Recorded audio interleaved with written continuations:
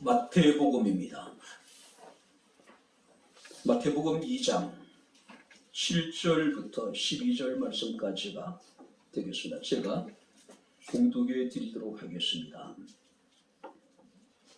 마태복음 2장 7절부터 12절입니다. 이에 헤롯이 가만히 박사들을 불러 별이 나타난 때를 자세히 묻고 베들레헴으로 보내며 이르되 가서 아기에 대하여 자세히 알아보고 찾거든 내게 구하여 나도 가서 그에게 경배하게 하라. 박사들이 왕의 말을 듣고 갈새 동방에서 보던 그 별이 문득 앞서 인도하여 가다가 아기 있는 곳 위에 머물러 서 있는지라.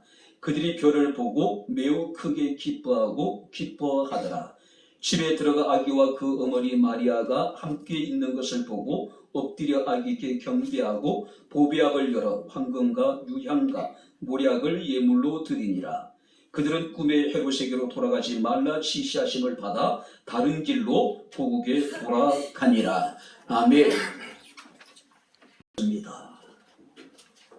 오늘도 주의 성탄을 감사하며 축하함으로 기념하게 하시고 또 주의 이름에 합당한 영광을 돌리게 하심을 감사합니다. 이 시간 종을 통해서 주의 말씀이 증거될진대 말씀이 우리에게 큰 은혜가 되게 하옵소서. 예수님 이름으로 기도하옵나이다. 아멘. 할렐루야. 아멘. 할렐루야. 아멘. 오늘 2023년도 성탄입니다. 우리 옆에 있는 분들과 성탄 인사를 하겠습니다. 우리 메리 크리스마스 인사하겠습니다. 메리 크리스마스.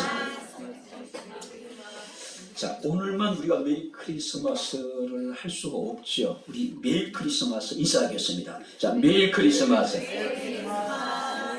할렐루야. 우리 매일매일이 크리스마스와 같은 기쁨과 즐거움의 날들이 될 수 있기를 주의 이름으로 축원합니다. 근데 이제 앞으로는 교회 밖에서는 메리 크리스마스로 우리가 인사하기가 쉽지 않는 상황이 올 수도 있을 것 같습니다. 왜냐하면은 그 미국에서부터 이제 이런 일들이 벌어지기 시작하는데 성탄은 특정 종교의 교주가 태어난 날이기 때문에 교주의 이름을 따서 부르는 것은 다원주의 사회에서는 합당하지 않다라고 하는 주장이 나오기 시작을 했습니다. 자, 그래서 그들은 메리 크리스마스 대신 해피 홀리데이라고 그들은 인사를 하기 시작을 했습니다. 아무래도 진보적인 정권이었던 민주당에서는 오바마 대통령 시절에 실제적으로 메리 크리스마스라고 인사하지 않고 그들은 해피 홀리데이라고 인사를 합니다. 그러다가 보수적인 정권이었던 트럼프가 들어서면서 다시 그들은 메리 크리스마스라고 인사를 하죠. 제가 작년에 어떤 백화점에 그 벽에 걸려있는 큰 현수막을 보게 되니까 메리 크리스마스가 아니라 거기 성경 보니까 해피 홀리데이라고 이렇게 역으로 써놨더라고요. 많은 백화점이나 또 많은 마켓들 또 인터넷 마켓까지도 포털 사이트에도 미국 같은 경우는 메리 크리스마스가 아니라 해피 홀리데이라고 이렇게 써있는 모습을 보았습니다. 자, 성탄절에 그리스도를 치우기 위한 마귀의 고도의 전략입니다. 우리는 그래도 메리 크리스마스입니다. 할렐루야. 우리는 매일 크리스마스예요. 자, 오늘 본 말씀을 보게 되면 동방의 박사들이 예루살렘을 방문하여 아기 예수께 경배하는 사건, 그 베들레헴을 방문해서 경배하는 그런 과정을 여기에 기록하고 있습니다. 자, 여기서 동방에 대해서는 여러 가지 견해가 있죠. 어떤 사람들은 바벨론이다. 어떤 사람들은 포로로 사로잡혀갔던 유대인들의 일부일 것이다. 또 어떤 사람들은 신라인이라고 이야기를 하기도 해요. 물론 터무니없는 이야기처럼 들리긴 하겠지만은 예수님이 탄생하실 당시의 신라는 박혁 거세가 통치하고 있던 시대였습니다. 그때 엄청나게 큰 유성이 나타났다는 그런 기록이 있다고 이야기를 해요. 그래서 신라일 가능성도 있다라고 주장합니다. 그런데 대부분의 사람들은 바벨론 아니면은 페르시아, 다시 말해서 이 바벨론 지금의 이라크이고 페르시아는 지금의 이란입니다. 자, 그들은 대략적으로 1200km에서 1500km의 긴 여정의 여행을 하게 되죠. 그리고 그들이 예루살렘을 들르게 되고 그들이 다시 베들레헴에 도착해서 아기 예수께 경배를 하게 되는 모습을 우리가 보게 됩니다. 아마 그들은 걷기도 했을 것이고 말이나 낙타를 타기도 했을 것입니다. 필연적으로 그들은 유브라테스 강을 건넜을 것이고 티그리스 강을 건넜을 것입니다. 수많은 산을 넘었을 것이고 또 수많은 여러분들이 위험이 그들에게 존재했을 거예요. 자, 그들이 제일 먼저 도착한 곳이 어디냐면은 예루살렘이었습니다. 자, 유대인의 새로운 왕이 탄생했다면은 그것은 당연히 예루살렘이었을 것이고 유대 왕궁이었을 것이라고 그들은 생각을 했을 겁니다. 자, 그래서 그들이 예루살렘에 방문해서 이르기를 유대인으로 왕으로 나시니가 어디 계시냐? 우리가 동방에서 별을 보고 그에게 경배하러 왔노라. 동방의 박사들의 예루살렘의 방문은 예루살렘을 발칵 뒤집어 놨습니다.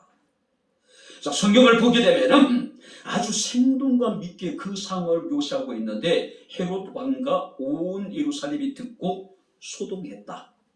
자, 여기 소동했다는 이야기는 뒤흔들렸다, 당황했다. 쉽게 얘기하면은 예루살렘이 뒤집어졌다는 이야기예요.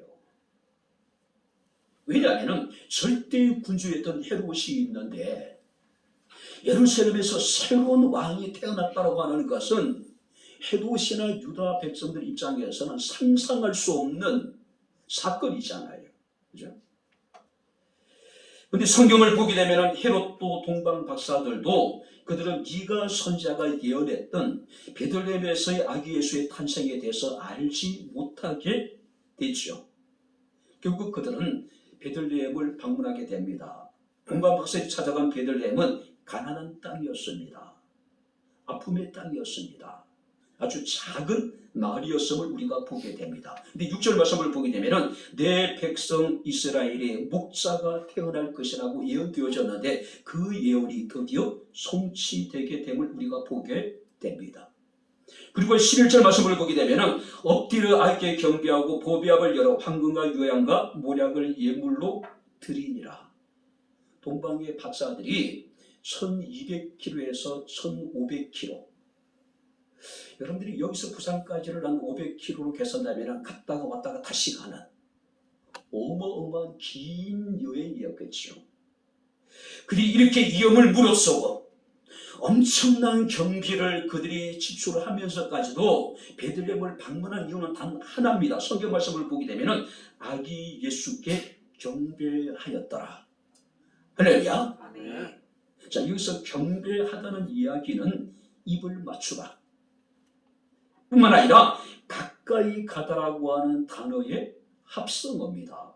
그렇다면 가까이 다가가서 입맞춤으로 존경을 표하며 왕으로서 그들은 예수 그리스도를 영접했다는 이야기예요. 근데 우리가 가만히 생각해 보세요. 이 이스라엘 사람들은 수천 년을 메시아를 대망해 왔어요. 자, 동방의 박사들을 통해서 바로 유대인의 새로운 왕이 태어났다는 이야기를 들었음에도 불구하고 그들은 소동을 일어났습니다. 근데 누구도 기뻐하지 않았고 누구도 베들레헴을 방문해서 아기 예수께 경배하지 않았다는 이야기죠.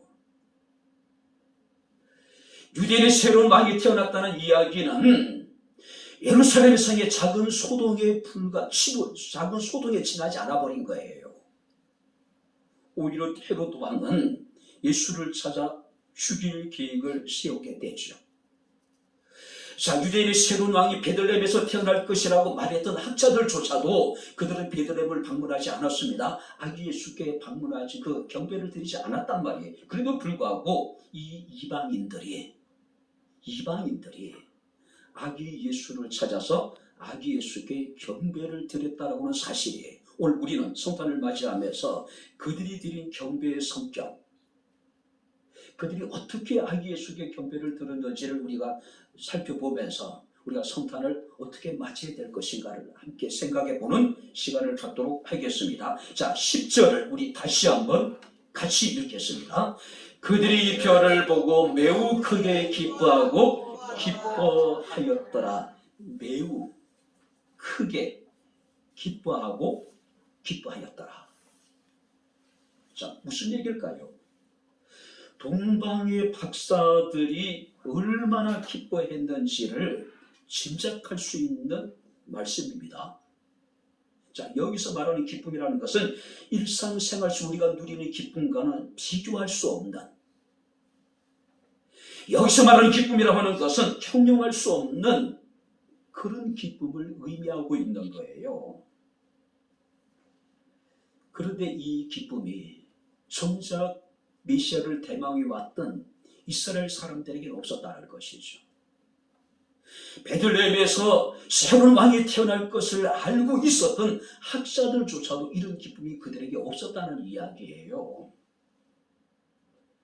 누구도 기뻐하지 못했던, 누구도 예수의 탄생을 그들이 기쁨으로 맞이하지 못했던, 누구도 경배하지 못했던 그 기쁨을, 그 경배를 지금 이방인들이었던 이 동방의 박사들이 지금 하고 있는 겁니다. 오늘 살아가는 성도 여러분들, 여러분들이 이런 기쁨이 있습니까?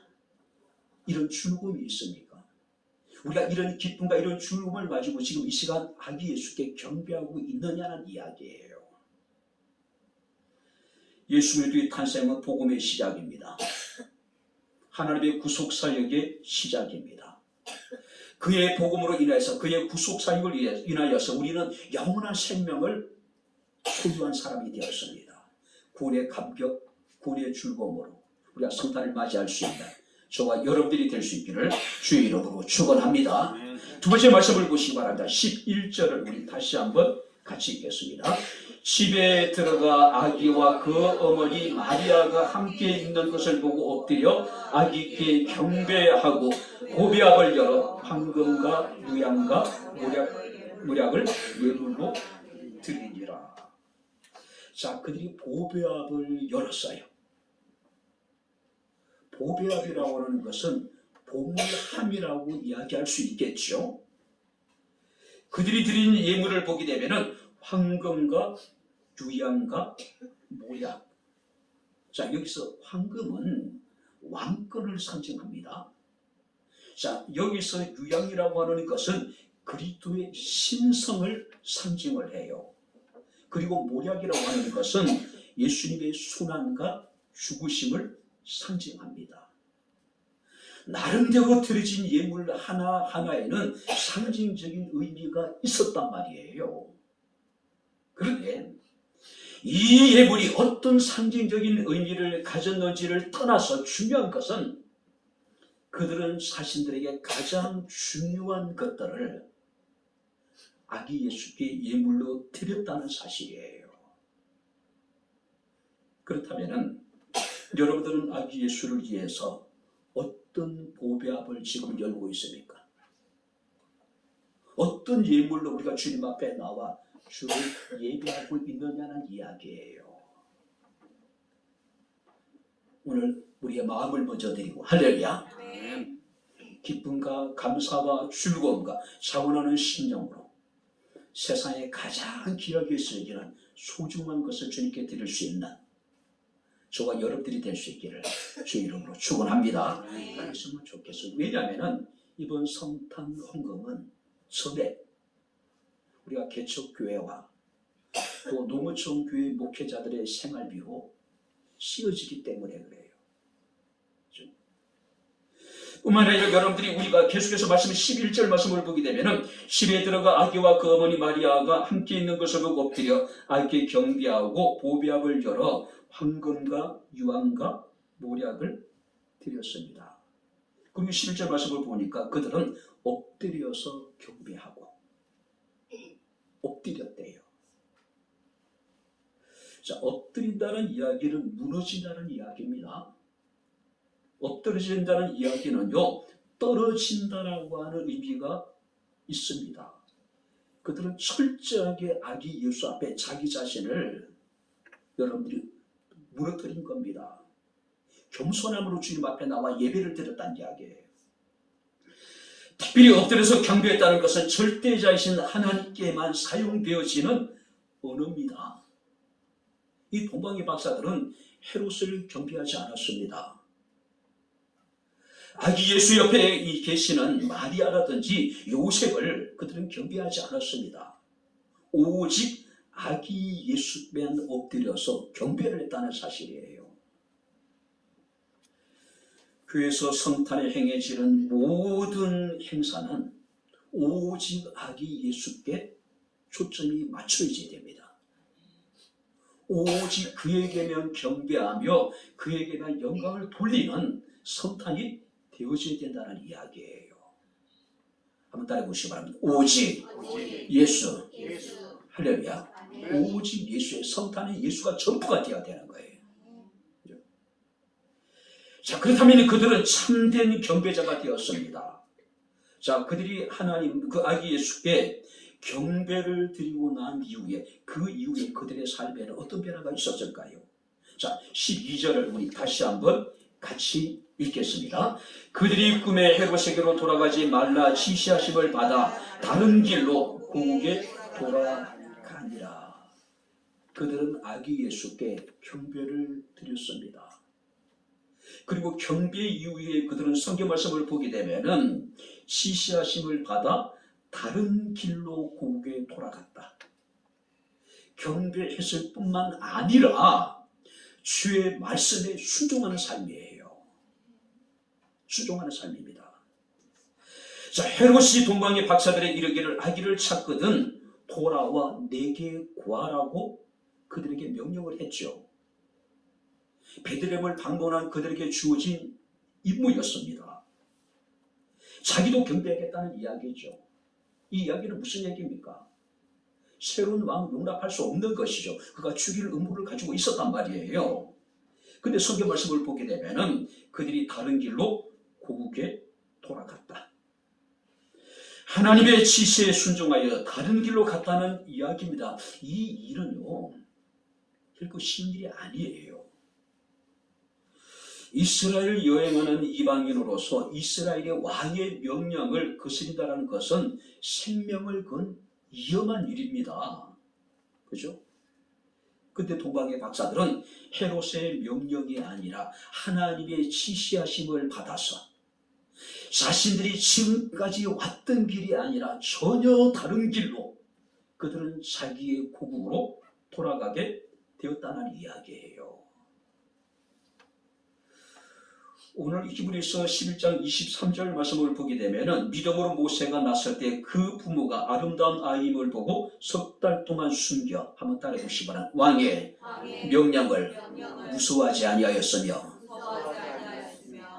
모세가 살아날 수 있었던 것은 그의 어머니 요게벳의 믿음이에요. 바로 왕의 명령을 무서워하지 않았대요. 뿐만 아니라 우리가 히브리서 11장 27절 말씀을 보게 되면은 믿음으로 애굽을 떠나 왕의 노함을 무서워하지 아니하고 보이지 아니하는 자를 보는 것 같이 참았다. 무슨 얘기냐면은 출애굽한 이스라엘 백성들이 애굽을 떠날 때 바로 왕의 노함을 무서워하지 않았다는 이야기예요. 사도행전 4장 19절 말씀을 보게 되면 사내들인 공회 앞에서 베드로와 요한은 도무지 예수 이름으로 말하지 말고 가르치지 말라고 하는 경고를 듣게 됩니다. 자, 그럼에도 불구하고 베드로 요한은 이런 얘기합니다. 하나님 앞에서 너희 말 듣는 것이 하나님 말씀을 듣는 것보다 옳은가 판단해 보라. 우리는 보고 들은 것을 말하지 아니할 수 없다. 너희가 나를 아무리 협박하고 회유한다 하더라도 나는 하나님이 내게 말씀하시고 내가 본 그대로를 전하겠다는 이야기예요. 바로 이것이 동방 박사들의 마음이 아니었을까요? 비록 절대 군주였던 파악했던 헤롯이 자신들에게 명령을 내렸음에도 불구하고 그들은 천사의 지시하심을 받아서 다른 길로 갔다는 거죠. 여러분들, 이사야 55장 8절 9절 말씀을 보게 되면 내 생각이 너의 생각과 다르며 내 길이 너의 길과 다르다고 이야기합니다. 하늘이 땅보다 높은 같이 너희 길보다 높으며 내 생각이 너희 생각보다 높다. 때로는 우리가 이 땅에 살아가는 동안에 하나님의 생각과 내 생각이 달라요. 하나님의 길과 내가 가고자 하는 길이 다를 수 있단 말이에요. 지금 동방의 박사들이 그런 상황입니다. 그때 그들은 자신들의 생각을 포기합니다. 자신들의 길을 포기해요. 하나님께서 원하시는 길을 갑니다. 하나님의 생각대로 그들은 순종을 하고 있는 거예요. 다름을 인정하고 하나님의 생각과 하나님의 뜻에 하나님의 길에 순종할 수 있는 저와 여러분들의 삶이 될 수 있기를 주의 이름으로 축원합니다.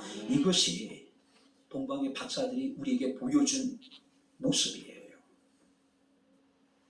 이제 말씀을 마치도록 하겠습니다. 성탄은 복음의 시작입니다. 성탄은 믿음의 핵심입니다. 성탄은 절대적인 진리입니다. 기쁨으로 경배하고 겸손함으로 경배하고 우리가 가장 아름다운 것으로 하나님께 경배하고 참 예배자로서 오직 하나님 말씀 가운데 순종할 수 있는, 그래서 이 땅에 오신 예수 그리스도를 기쁘시게 하고 이 땅에 예수 그리스도를 보내신 하나님께 영광을 돌리는 아름다운 성탄을 함께 보낼 수 있게 되기를 주의 이름으로 축원합니다. 기도하겠습니다. 좋으신 아버지 하나님, 은혜와 사랑을 진심으로 감사를 드립니다. 동방 박사들이 맞이한 성탄의 감격, 기쁨을 우리에게도 허락하여 주옵소서. 기쁨으로 하나님을 경배하며 겸손함으로 하나님을 경배하며 가장 아름다운 것으로 하나님을 경배하며 참된 예배자로서 선포된 하나님의 말씀을 순종할 수 있는 저희들의 삶이 되게 하옵소서. 이 기쁨을, 성탄을 알지 못하는 자들에게, 성탄의 참된 기쁨과 즐거움을 누리지 못한 모든 자들에게 하나님께서 충만하게 하옵소서. 예수님 이름으로 기도하옵나이다. 아멘.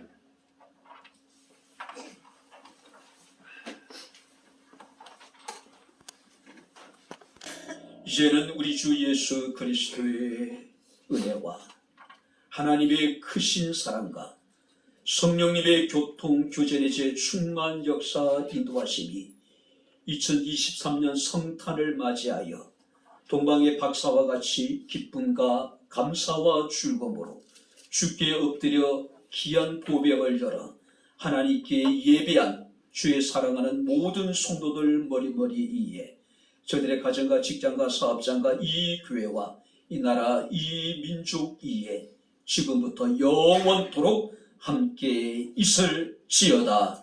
아멘.